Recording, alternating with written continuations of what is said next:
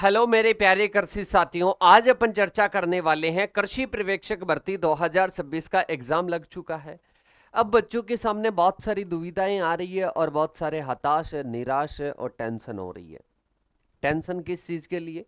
कि सिर्फ कृषि पर्यवेक्षक का एग्जाम लग चुका है और अब हम या तो पास हो चुके हैं या फेल हो चुके हैं।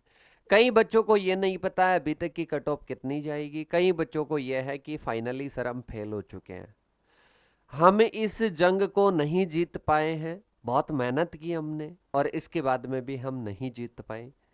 और इसके साथ में ही अब आगे का कुछ समझ में नहीं आ रहा है हमारे को क्या करना चाहिए।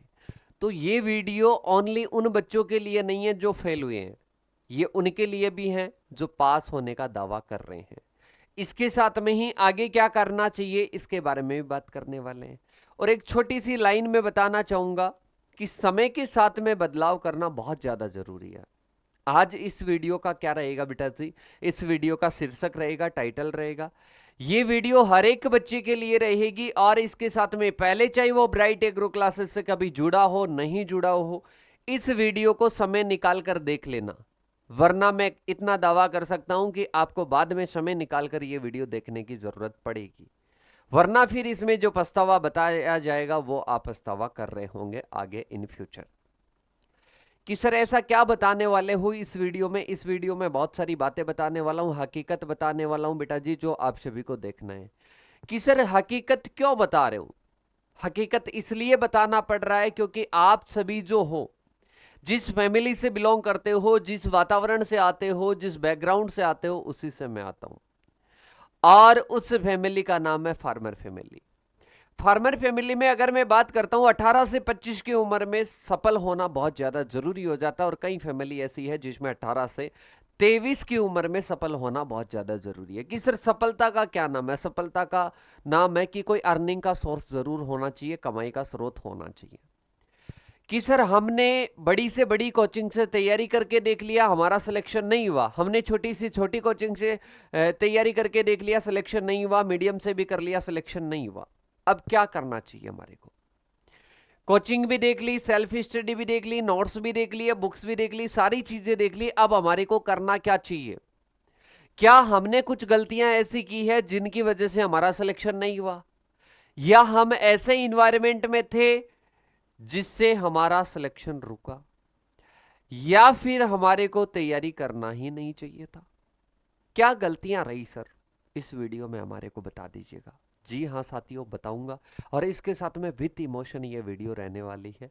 अब इमोशन की बात करता हूं तो बेटा जी, मैं मेरी अगर बात करूं, जैसे कि ये उम्र में अगर सफल नहीं हूं, या मैं भी जिस काम के लिए जी जान लगाकर मेहनत कर रहा हूं, जो मेरा टारगेट है, कि मेरा ये टारगेट है, जैसे कि मेरा टारगेट है कि मैं बच्चों तक पहुंच पाऊं, बच्चों को सेवा दे पाऊं, और इसके साथ में ही उन सभी बच्चों को मैं आगे की ओर, मतलब उनके लक्ष्य के लिए गाइड कर सकूं, और कम से कम कॉस्ट के साथ में।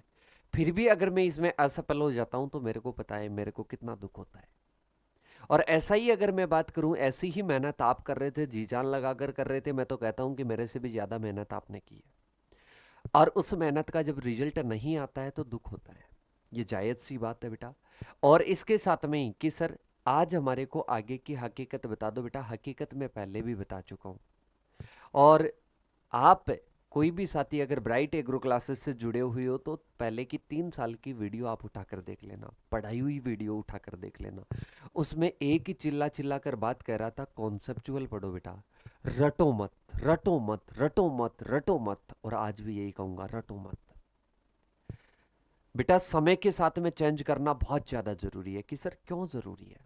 वो इसलिए जरूरी है क्योंकि बेटा समय के साथ में जब अपन परिवर्तन नहीं करेंगे तो बेटा जी, जिस प्रकार से अपन कृषि पर्यवेक्षक की एग्जाम में मात खाए हैं वैसे ही अपन मात खा सकते हैं। कि सर हमारे को सारी चीजें एक बार बता दीजिएगा, वीडियो थोड़ा सा लंबा हो जाए, पर आज सारी हकीकत अपन जानने वाले हैं। पहले इसके फेलियर का रीजन बेटा जी, जब भी आप टेस्ट देते हो, अब जितने भी ऑफलाइन ऑनलाइन बैच चल रहे हैं उन सब बच्चों को मैं यही कहता हूँ, एक नोटबुक अलग से रखो।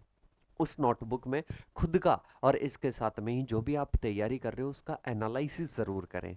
अब आप ये एग्ज़ाम देकर आए हो, इस एग्ज़ाम के बाद में बच्चे कुछ तो क्या करेंगे, प्राइवेट जॉब की ओर रुख करेंगे, कुछ गवर्नमेंट जॉब की तैयारी करेंगे, कुछ फर्दर एजुकेशन करेंगे। तो बेटा जी मैं आप सभी को पूछना चाहूँगा, इनमें तो अपन चलेंगे, पर एक बार 5 मिनट के लिए, एक दिन के लिए, 2 दिन के लिए रुकिएगा और मेरी बात को ध्यान से सुनिएगा कि अपन इस एग्ज़ाम में फेल हुए तो क्यों हुए, ये मेरे को बताइएगा। मैं मेजर रीजन दे सकता हूं, हर एक बच्चे के साथ में फॉलो होंगे। सबसे पहली चीज बात करते हैं, जोर जोर से चिल्लाकर हर कोई कह रहा है कि पेपर इजी था, हर कोई कह रहा है कि पेपर इजी था, पेपर सरल था। कोचिंग वाले भी कह रहे हैं कि सर पेपर इजी था, पेपर सरल था। मान सकते हैं, पर ऐसे ही इजी पेपर में सभी बच्चों का सिलेक्शन क्यों नहीं हुआ, इसका कारण मेरे को बता दीजिएगा। जैसे कि आज मैं ही हूं, मैं ही कह दूं कि भाई साहब पेपर इजी था, तो बच्चों का सिलेक्शन क्यों नहीं हुआ? क्या ऐसे कारण रहे होंगे जिसकी वजह से सिलेक्शन नहीं हुआ? मैं 2 कारण दे सकता हूं बेटा। सबसे पहली चीज तो यह है कि आपने जो भी टेस्ट दिए, जो भी आपने क्वेश्चन प्रैक्टिस की, वो इस पैटर्न के अकॉर्डिंग आपने नहीं की। दूसरा रीजन है, आप जैसे पहले की तरह हैं पढ़ रहे थे, रटाने वाले तरीके से वैसा ही कर रहे हो। और जो आपको यहां पर ब्राइट एग्रो क्लासेस की टीम कह रही थी, आपको कॉन्सेप्चुअल पढ़ना है, कि कॉन्सेप्चुअल का मतलब क्या होता है ये समझा दो।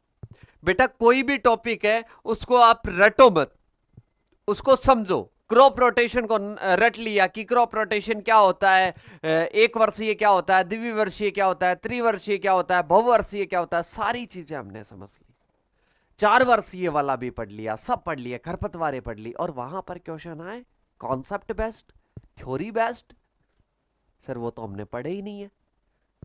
अरे बेटा जी वो नहीं पढ़े, और इसके साथ में वो आपने जब आपने अपने ऊपर माइंड पर वर्क नहीं किया। मैं पहले भी कहता था, आज भी कह रहा हूं कि हम आपको बेटा एक इन्वायरमेंट दे सकते हैं। आपको 11th 12th की बुक्स पढ़नी पड़ेगी, और इसके साथ में ही आपको बेटा जी आपको सेल्फ स्टडी भी करनी पड़ेगी। ये मेरी बात को सुनिएगा, गौर से सुनिएगा। 11th 12th की बुक्स पढ़नी पड़ेगी, सेल्फ स्टडी भी आपको करनी पड़ेगी, और इसके बाहर बहुत कम ऐसा क्वेश्चन है जो बाहर गया होगा। जीके का भी पोर्शन आया, एनसीईआरटी के बाहर नहीं गया, हिंदी का भी गया, बाहर नहीं गया, तो गया क्या बाहर? मैं बता रहा हूं कि भैया 100 में से कितनी जाएगी, 76 का टॉप जाएगी। अरे 76 क्वेश्चन से ज्यादा आपको 4 या 5 क्वेश्चन ऐसे मान लो कि आपको बहुत डेप्थ पढ़ने के बाद में वो क्वेश्चन निकल रहे हैं, मतलब मैं कह सकता हूं 95+ एनसीईआरटी बेस्ट क्वेश्चन है। जीके का भी कह सकता हूं, एग्रीकल्चर का भी कह सकता हूं, और इसके साथ में हिंदी का भी कह सकता हूं। फिर इसके बाद में क्या हुआ? इसके बाद में ऐसे क्या कारण रहे? यही कारण रहे, रटने पर फोकस करें, रटने पर फोकस करें, और इसके साथ में टेस्ट में फोकस करें।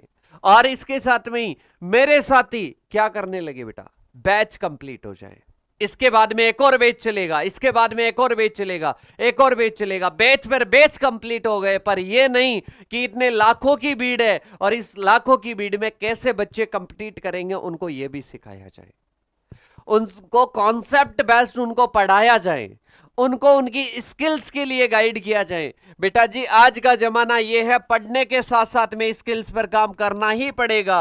अपना एजुकेशन सिस्टम अपने को नहीं बताएगा कि स्किल्स कैसे डेवलप करें, पर अपने को यह काम करना पड़ेगा, अपने को स्किल्स डेवलप करनी पड़ेगी कि सर ये कैसे सीखे। बेटा स्किल्स अलग अलग प्रकार की होती है, आपकी बोलने की स्किल्स होती है, हो सकती है, आपकी लिखने की हो सकती है, आपकी सुनने की हो सकती है, बहुत सारी आप में स्किल्स है जो आप सीख सकते हो। बेटा मैनेजमेंट की स्किल्स हो सकती है, टेक्निकल स्किल्स हो सकती है, ये स्किल्स सीखिएगा, ये स्किल्स ही आपको जॉब दिलाएगी। बेटा ये स्किल्स ही आपको जॉब दिलाएगी। आपने कृषि पर्यवेक्षक की तैयारी की बेटा जी, उसके बदले आपको जॉब नहीं मिलेगी, आपको जॉब मिलेगी तो इन स्किल्स के बेसिस पर मिलेगी।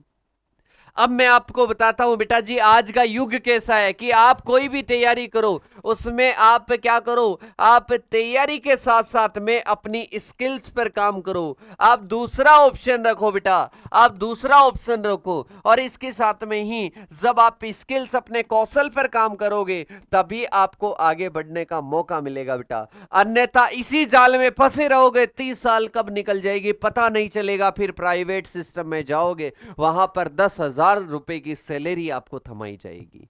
क्यों? उसका भी मैं सही मान सकता हूं, क्योंकि बेटा जी अपन ने जब 18 से 25 की उम्र में अपने कोई स्किल्स पर भी काम करना था, उस टाइम अपन ने ओनली नौकरी पर काम किया। हाँ, नौकरी पर काम करना बुरी बात नहीं है, पढ़ाई करना बुरी बात नहीं है, पर मैं कहता हूं कि भाई साहब आप ओनली पूरे 24 घंटे आप पढ़ाई को लगा दो, या पढ़ाई के नाम पर मैं कह सकता हूं ढोंग।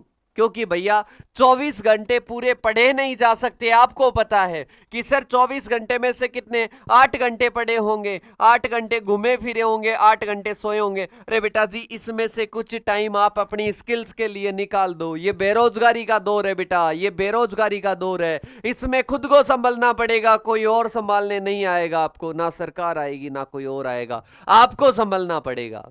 कि सर अब आगे क्या करें? आगे अलग अलग ऑप्शन बताता हूं अलग अलग प्रकार के स्टूडेंट्स के लिए। सबसे पहले कोई 12th पास आउट स्टूडेंट है तो उसको कहना चाहूंगा 12th बेसिस पर कोई प्राइवेट जॉब नहीं देगा बेटा। अगर प्राइवेट जॉब देगा तो स्किल्स के बेसिस पर देगा, और अगर फिर भी आपको जॉब देगा तो बेटा जी सैलरी नहीं देगा अच्छे से।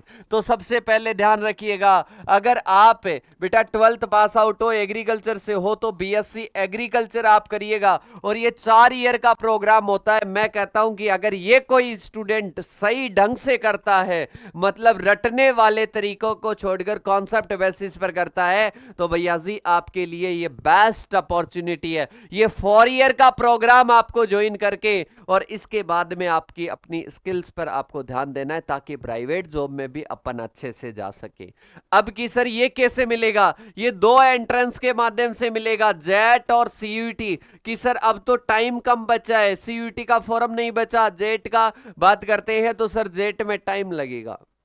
कि सर सिलेक्शन में तो टाइम लगेगा, पढ़ना पड़ेगा। मैं कहता हूं कि बेटा जी आप उस रटने वाली विद्या को छोड़कर आज भी, जैसे bright agro classes concept clear करके आपको पढ़ाता है, वैसे अगर आज भी पढ़ने लग जाओगे तो बेटा आपको कभी भी ऐसे नहीं होगा कि हम 2 महीने में सिलेक्शन नहीं ले सकते। ले सकते हो बेटा। और अब की बार मैं आपका परिणाम बता दूंगा, बच्चों का परिणाम बता दूंगा कि 2 महीने में कितने सिलेक्शन ले सकते हैं। पहले का परिणाम आपके सामने है, आगे का परिणाम आप देख सकते हो।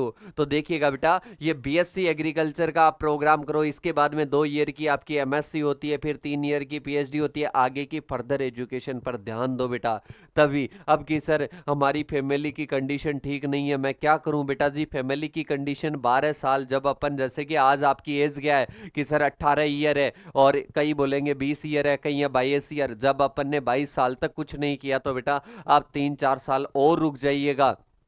कुछ आपको पूरे 3-4 साल मेहनत करके, मैं तो कहता हूं कि 4 साल जिस चीज के लिए मेहनत कर लोगे बेटा, वो आपके हाथों से परे नहीं होगी, वो आपके हाथों के पास में होगी, पर आपको रियल हकीकत वाली मेहनत करनी है। ओनली ये नहीं तैयारी कर रहा हूं, तैयारी कर रहा हूं, तैयारी के साथ में स्किल्स पर काम कर, हार्ड वर्क करना सीख बेटा, आराम से हो जाएगा। तो 12th पास आउट स्टूडेंट को ग्रेजुएशन पर ध्यान देनी है, वो भी एग्रीकल्चर में, और वो भी गवर्नमेंट को ले से, ताकि कम से कम खर्चे में आपका काम हो सके। और साथ में कोई पार्ट टाइम आपको ऐसी स्किल्स डेवलपमेंट वाला अगर कोई वर्क मिले तो भैया वो भी आप करो, और इसके साथ में पढ़ाई पर भी ध्यान दो। काम को इस प्रकार से डिवाइड करो, काम भी करें और वो काम भी करें।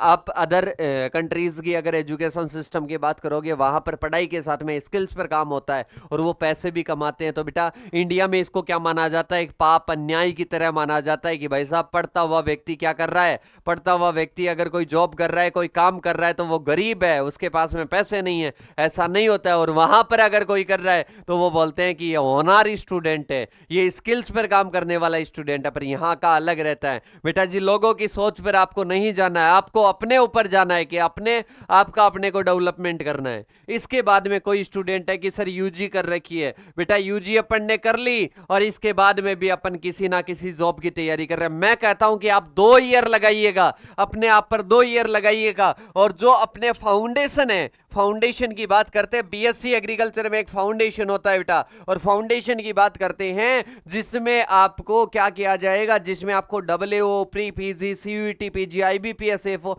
सब की तैयारी करवाई जाएगी। और इस तैयारी में आपकी जो मेन सब्जेक्ट है और प्री का जो सब्जेक्ट है वो सभी आपको तैयारी करवाई जाएगी। सबका सिलेबस सेम नहीं होता है। कई बच्चे होते हैं अब एएफओ का कोर्स ले लिए, फिर आगे डब्ल्यूओ का ले लेंगे, फिर सीयूईटी पीजी का ले लेंगे। अरे बेटा जी नहीं है ऐसी जरूरत, एक ही कोर्स से काम हो सकता है। तो आप साथ साथ में पैसों का भी ध्यान दीजिएगा बेटा। और इसके बाद में अगर बात करते हैं कि सर यूजी के बाद में हमने तो पीजी कर रखी है, बेटा जी पीजी के साथ साथ में आप अपने जॉब पर भी ध्यान दो, और इसके साथ में अगर आप पीएचडी नहीं कर रहे हो तो, और इसके साथ में ही आप ये फाउंडेशन की तरह आप अपनी तैयारी करना स्टार्ट कीजिएगा। और इसके साथ में फिर भी किसी साथी को ऐसे लगे कि सर मेरे को आपसे पर्सनल बात करनी है, कि सर कोई कॉस्ट है क्या, नहीं बेटा जी किसी प्रकार की कोई कॉस्ट नहीं है, इन नंबरों पर आप बात कर सकते हो। आगे कोई सुपरवाइजर की तैयारी करना चाह रहा है और सोच रहा है कि सर अभी तो मेरे पास में उम्र है, मैं कर सकता हूं, इसमें कुछ लापरवाही मैंने की है,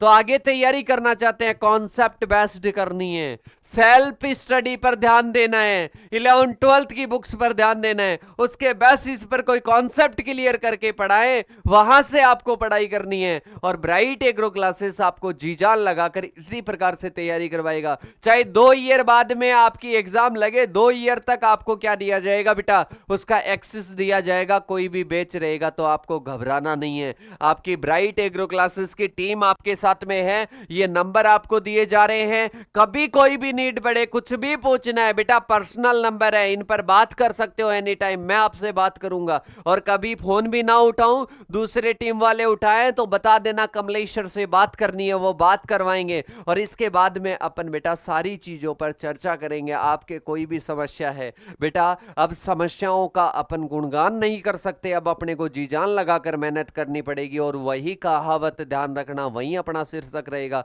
वही अपना निष्कर्ष रहेगा कि भाई साहब समय के साथ में चेंज जरूरी है, समय के साथ में परिवर्तन जरूरी है। और समय के साथ में परिवर्तन जब करोगे तब आपको ऐसी समस्या का सामना नहीं करना पड़ेगा। तो बेटा जी आप भी अगर आगे सोच रखे हो कि सर स्किल्स पर वर्क करते करते साथ साथ में हम चाहते हैं डब्ल्यूओ बनना, कृषि पर्यवेक्षक बनना, प्री पीजी में सिलेक्शन लेना, बीएससी एग्रीकल्चर के सेमेस्टर बढ़िया तरीके से पढ़ना, ब्राइट एग्रो क्लासेस इन सभी की मेहनत करवा रहे। और आप विश्वास मानिएगा, वीडियो देखिएगा यूट्यूब पर जाकर, आप कहोगे कि सर रियल में जी जान लगाकर मेहनत करवाई जा रही है, कॉन्सेप्ट क्लियर करके पढ़ाया जा रहा है। तो क्यों ना बेटा उसको स्टार्ट कीजिएगा, पढ़ाई करना स्टार्ट करो, और इसके साथ में स्किल्स पर काम करो। फिर भी कोई दिक्कत आए तो आपके बड़े भाई से बात करो। इसके साथ में ही आपको चैनल को सब्सक्राइब करके बेल आइकन को प्रेस जरूर करना है, ताकि हर एक नोटिफिकेशन आप सभी को मिल सके।